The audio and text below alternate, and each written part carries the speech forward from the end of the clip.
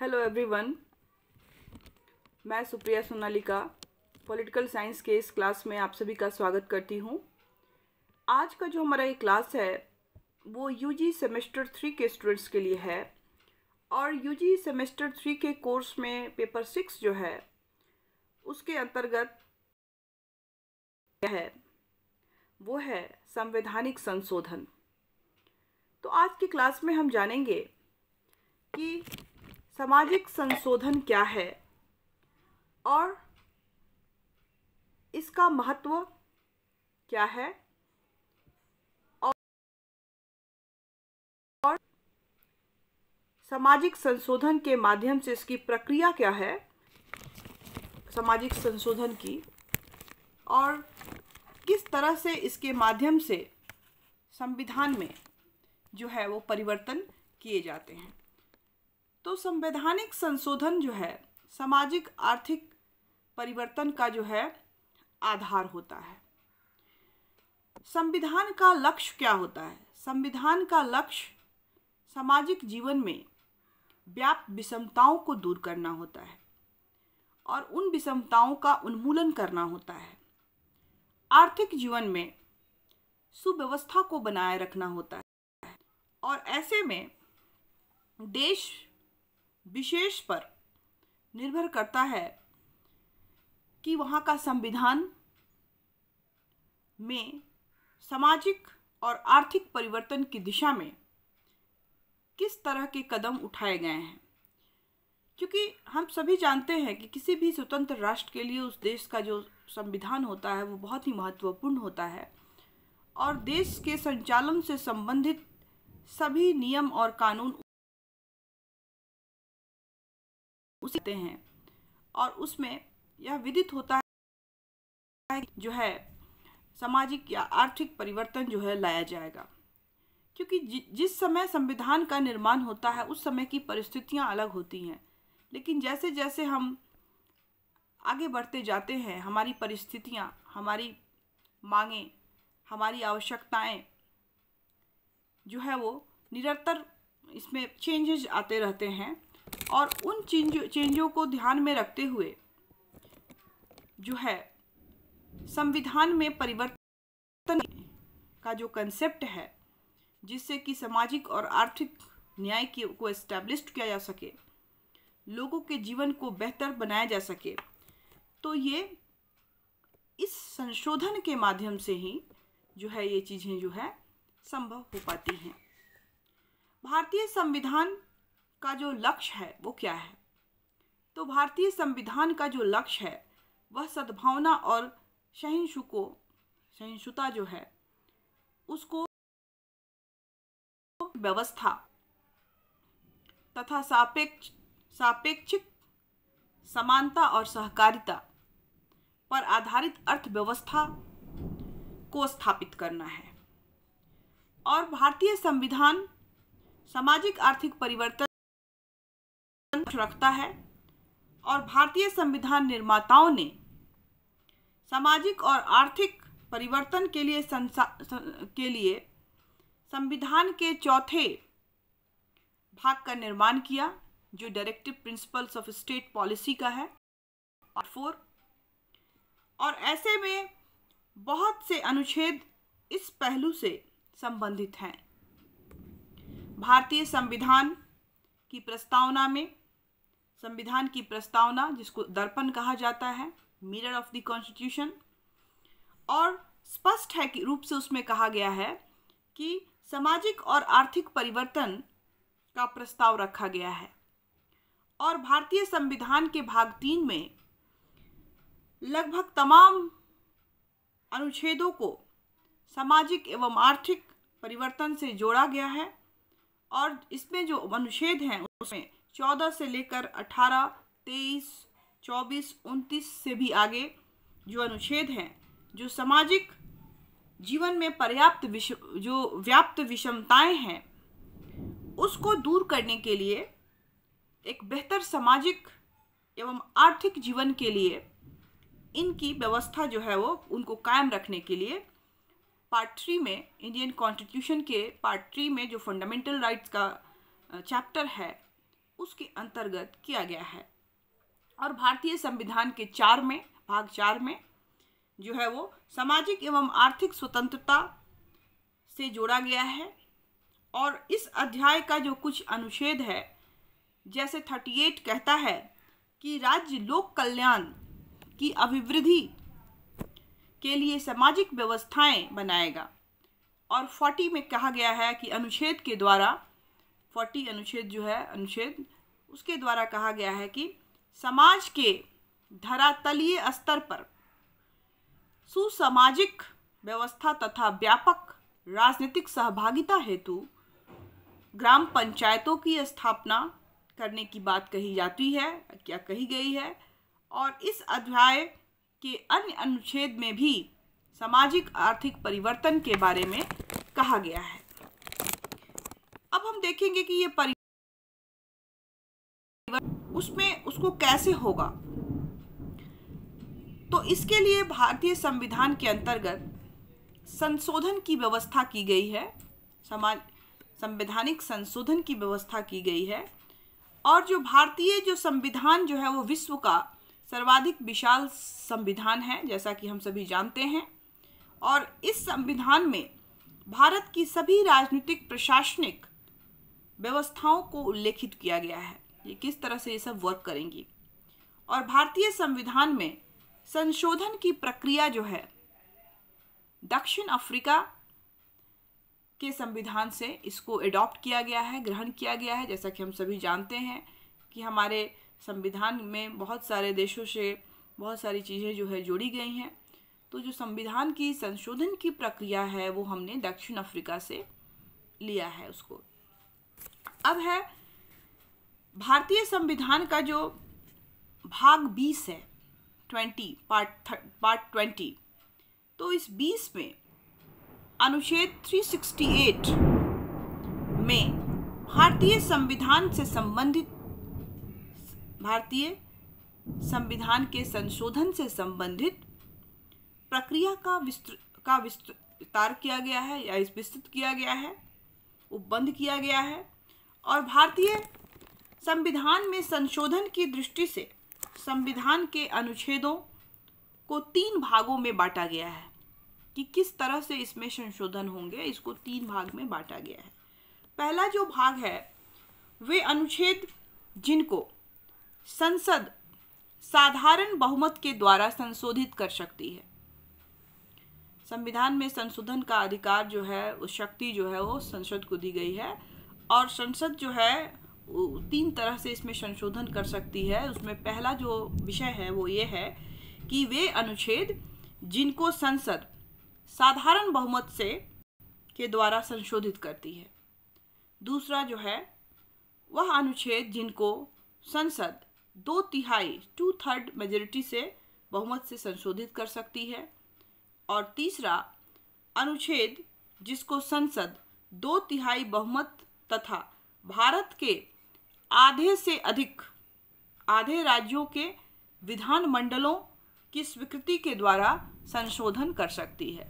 तो ये तीन तरीका है। अब डिपेंड करता है कि इसमें कौन सा मैटर है कि उसको साधारण बहुमत से पास करना है, उसको संशोधन लाना है, या 2/3 से पास करना है, या 2/3 के साथ राज्यों की आधे मंडलों से भी समर्थन चाहिए। तो ये 3 तरह से जो है संविधान में संशोधन जो है वो किए जाते हैं। अब हम जानते हैं कि साधारण जो बहुमत द्वारा संशोधन जो होता है वो कैसे होता है। तो संसद में जो साधारण बहुमत जो होता है तथा राष्ट्रपति की सहमति मिल जाने से, साधारण बहुमत मतलब जितने भी लोग उपस्थित हैं, जितने लोग हैं उसमें जो मैक्सिमम अगर उसके पक्ष में वोट चला जाता है और राष्ट्रपति की स्वीकृति हो जाती है, तो वो जो है कोई भी विधेयक जो है संविधान में संशोधन उसमें किया जा सकता है।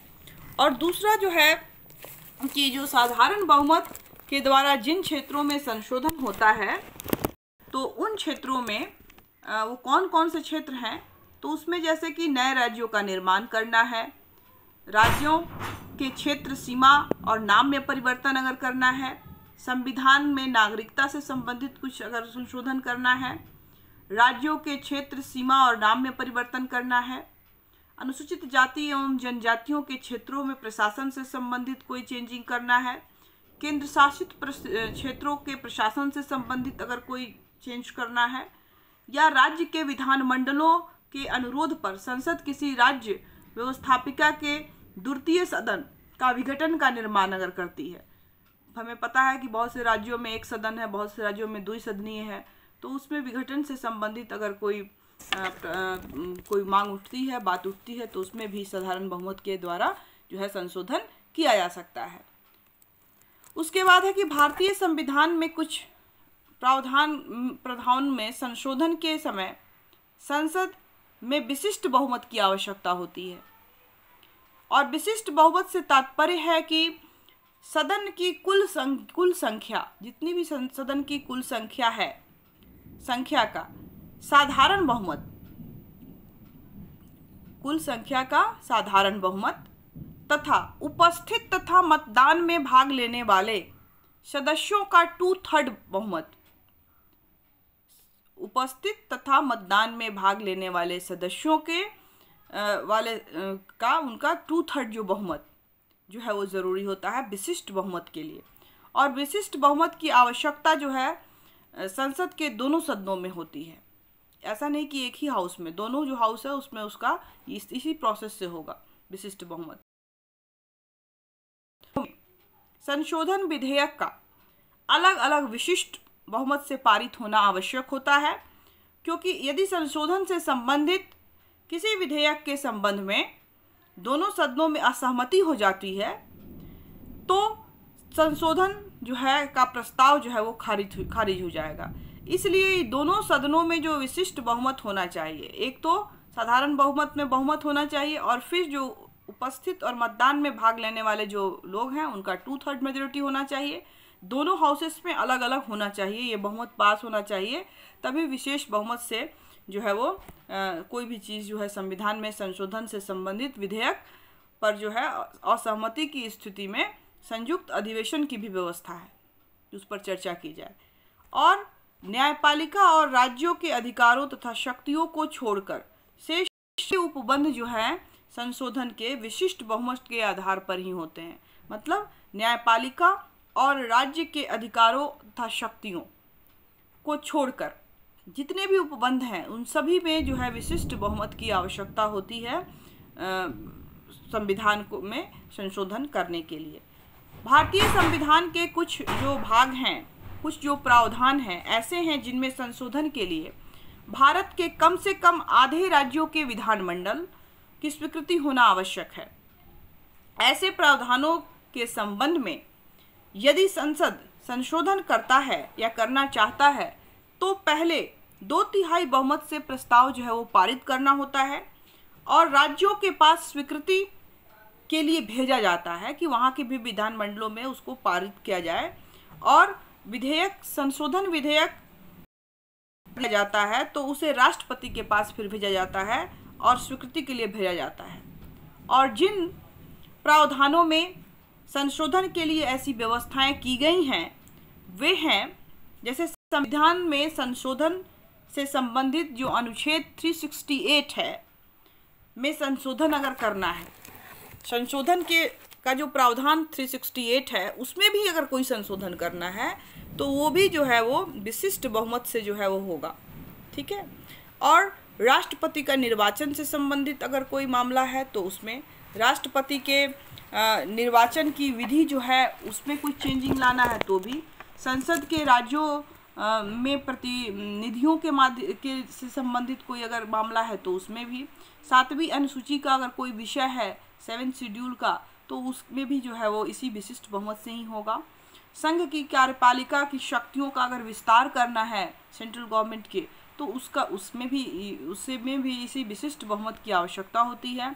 उसके बाद राज्य की कार्यपालिकाओं शक्तियों का अगर विस्तार करना है तो उसके लिए भी बहुमत की आवश्यकता होती है। इस तरह के विशिष्ट बहुमत की संघीय न्यायपालिका में अगर कोई चेंजिंग करना है तो भी, राज्यों की न्यायपालिका में चेंजिंग करना है तो उसके लिए भी, और केंद्र राज्य संबंध से संबंधित अगर कोई मामला है तो उसके लिए भी विशिष्ट बहुमत की आवश्यकता होती है, जिसमें विधानसभाओं की भी आधे से अधिक विधानसभा की जो है अनुमति चाहिए। और केंद्र शासित प्रदेश जो भी हैं उसमें प्रदेशों में जो उच्च न्यायालय है उसके लिए उनकी बात की जाती है, तो वो भी विशिष्ट जो बहुमत है उसके द्वारा ही हो सकता है। तो जो भारत हमारा देश है वो हम जैसा सभी हम जानते हैं कि 26 जनवरी 1950 को लागू हुआ और संविधान बन के रेडी हो गया। और तब से लेकर अभी तक लगभग 100 से भी अधिक जो है वो संवैधानिक संशोधन किए जा चुके हैं। तो जो कुछ प्रमुख संशोधन है उसकी भी चर्चा मैं आज की क्लास में करूंगी। जैसा कि मैंने अभी बताया कि संविधान में संशोधन क्यों किया जाता है, सामाजिक आर्थिक जो हमारा सोच है परिवर्तन का, समय के साथ परिस्थितियों के साथ जो मांगें उठती हैं उसके अनुसार संशोधन की आवश्यकता होती है। और संविधान संशोधन की जो व्याख्या इसके भाग 20 में अनुच्छेद 368 के अंतर्गत की गई है और 3 तरीके बताए गए हैं, जिसमें पहला जो बताया गया कि साधारण बहुमत के साथ हो सकता है, दूसरा जो है कि संसद का 2/3 बहुमत होना चाहिए द्वारा संशोधित हो सकता है, और तीसरा जो है कि 2/3 बहुमत के साथ साथ जो है विधानमंडलों की स्वीकृति भी आवश्यक होती है। तो इस 3 प्रोसेस से और तीनों प्रोसेस में जो अलग अलग मामले हैं उनको डाला गया है कि किस मामले में किस तरह का संशोधन होगा, इसकी चर्चा मैंने आपको अभी विस्तृत रूप में की है। और अब हम लोग चर्चा करेंगे कि जो हमारे कुछ संशोधन हुए हैं अब तक के 1950 के बाद जब से हमारा संविधान लागू हुआ तब से लगभग, जैसा कि मैंने कहा कि 100 से भी अधिक संशोधन संवैधानिक संशोधन हो चुके हैं और उनमें से कुछ जो खास संशोधन है उसकी चर्चा हम लोग करेंगे।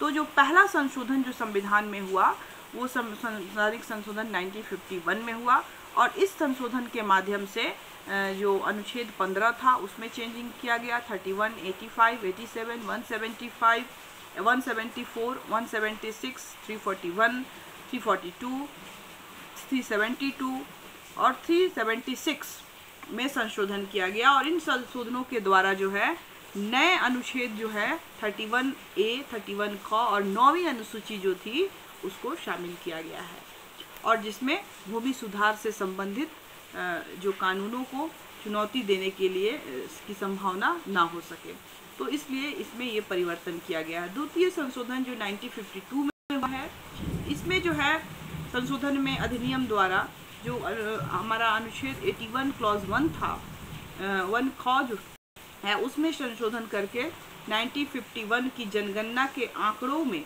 संशोधन, आंकड़ों के आधार पर लोकसभा में की सीट जो है वो सुनिश्चित करने की बात की गई थी। इन संशोधन के माध्यम से इनको लाया गया था।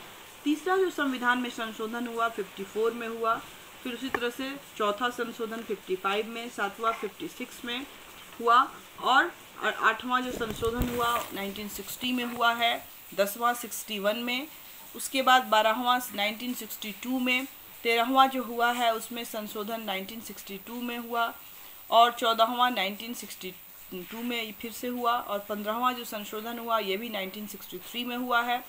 18वां संशोधन जो है वो भी 1966 में हुआ है और 21वां जो संशोधन हुआ इसमें 1969 में हुआ, 22वां 1969 में, 67 में इससे पहले वाला, उसके बाद 69 में, और इस तरह से बहुत सारे संशोधन जो है वो हुए हैं। और जो सबसे इम्पोर्टेंट जो संशोधन था उसकी मैं थोड़ा चर्चा करना चाहती हूँ। जो 42वां संवैधानिक संशोधन 1976 में हुआ, तो इसमें बहुत सारे एक तरह से बहुत विस्तृत इसमें संशोधन किया गया और इसमें किया गया कि लोकसभा तथा विधानसभा के कार्यकाल में 1 वर्ष की बढ़ोतरी की गई है और संविधान की उद्देशिका जो है, प्रस्तावना जो है, उसमें पंथ निरपेक्ष, समाजवादी तथा अखंडता शब्द जो थे वो जोड़े गए हैं इसी अनुच्छेद के द्वारा। 4 और भाग 5 में क्लॉज 1 और क्लॉज क और क्लॉज क मतलब 4 और 5 दोनों में, 51 दोनों में जोड़कर 10 जो है मूल अधिकारों को, फंडामेंटल ड्यूटीज़ को इसके संविधान के पार्ट 4 में 4 क जोड़ा गया और अनुच्छेद 51 में 51 क जोड़कर जो 10 मौलिक अधिकार, लेकिन एक और बढ़ गया है 11 मौलिक जो कर्तव्य हैं हमारे, उन कर्तव्यों को समाहित किया गया। और जो इसमें किया गया, यह प्रावधान किया गया कि संसद तथा राज्य विधानसभाओं में गणपूर्ति जो है आवश्यक नहीं है और संसद के द्वारा संविधान संशोधन को न्यायालय में चुनौती देने से वर्जित किया गया है और संघ को यह अधिकार दिया गया है कि वह चाहे तो राज्य की सुरक्षा बलों में को तैनात कर। संशोधन किए गए हैं और इसमें संशोधन के माध्यम से समय टू समय पर, जैसे कि 86वां जो संशोधन हुआ 2002 में, इसमें निःशुल्क एवं अनिवार्य शिक्षा की व्यवस्था की गई है। उसके बाद आपका जो 74 जो है 74वां संवैधानिक संशोधन हुआ, उसमें 74वां संवैधानिक संशोधन जो हुआ उसमें 1993 में इसमें क्या किया गया, 12वीं अनुसूची को जोड़ा गया। और उसके बाद जब 28वां संवैधानिक संशोधन 1989 में हुआ तो इसमें जो लोकसभा तथा राज्यसभाओं में चुनाव मतदान की आयु जो है उसको निर्धारित की गई। तो इस तरह से जो है बहुत सारे संशोधन जो है संविधान में किए गए और जो संवैधानिक प्रक्रिया है, संशोधन की प्रक्रिया 38 उसके माध्यम से संशोधन किया गया है। और इस तरह से संविधान में समय समय पर जैसे जैसे मांग आए हैं, जैसे जैसे परिस्थितियां बदली हैं, जैसे जैसे नए चुनाव लोगों के डिमांड सामने आए हैं, ज़रूरतों के अनुसार से जो समय समय पर जो है वो जो इस संशोधन के माध्यम से जो प्रक्रिया है संशोधन की, संवैधानिक संशोधन की प्रक्रिया के माध्यम से जो है वो उन चीज़ों को समाहित किया गया। तो इस तरह से हमने देखा कि सामाजिक संशोधन की जो संवैधानिक संशोधन की जो प्रक्रिया है, इसके माध्यम से संविधान में कुछ नए तत्वों को समाहित किया जाता है, कुछ तत्वों को उसमें कम भी किया जा सकता है और कानून बनाकर इन संशोधनों के माध्यम से समय समय पर जो है जो पार्लियामेंट जो हमारी संसद है उसमें संशोधन करती है, उसको इसकी।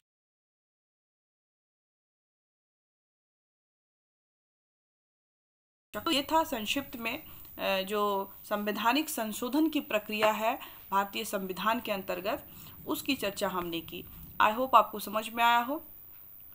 आज का क्लास हमारा यहीं समाप्त होता है। नए टॉपिक के साथ हम बहुत जल्द फिर मिलेंगे। तब तक के लिए घर में रहें, सुरक्षित रहें और पढ़ते रहें। Thank you.